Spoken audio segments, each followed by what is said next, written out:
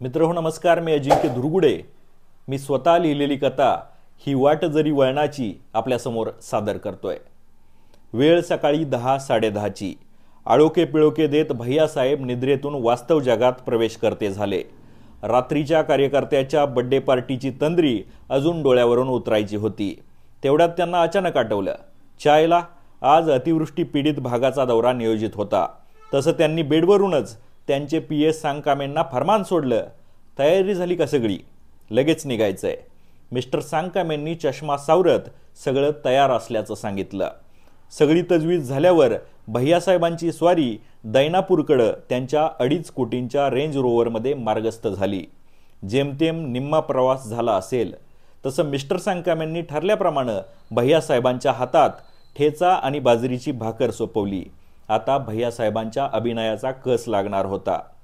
पण या बोटाचा थुका त्या बोटावर करण्यात वस्ताद असलेल्या भैयासाहेबांनी दुःखी कष्टी चेहरा करून हातातल्या भाकरीच्या तुकड्यानं ठेच्यावर टोचा मारायला सुरुवात केली आणि सांगकामे व्हिडिओग्राफरच्या भूमिकेत शिरले.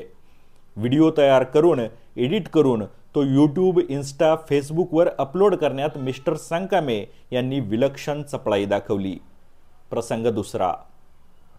हातातोंडाशी आलेलं पीक पाण्यात गेलं. दावणीच्या 2 म्हशी जीवानिशी गेल्यानं महादबा सुतकी चेहरा करून कोपऱ्यात मुटकुळं करून बसला होता. तर 1.5 GB डाटा पुढं सगळं विसरून चिरंजीव शेजारच्या खाटेवर रील स्क्रोल करण्यात मग्न होते. तेवढ्यात भैयासाहेबांची रील चालू झाली आणि पीडित जनतेसाठी ठेचा भाकरी खाणाऱ्या आणि दौरे करणाऱ्या भैयासाहेबांची दैना पाहून चिरंजीव कळवळले. हेच आपले खरे भाग्यविधाते. आणि रीलच्या बॅकग्राऊंडचं गाणं घरभर घुमत राहिलं. ही वाट जरी वळणाची, बळ येऊ दे हिमतीला. ही वाट जरी वळणाची, बळ येऊ दे हिमतीला.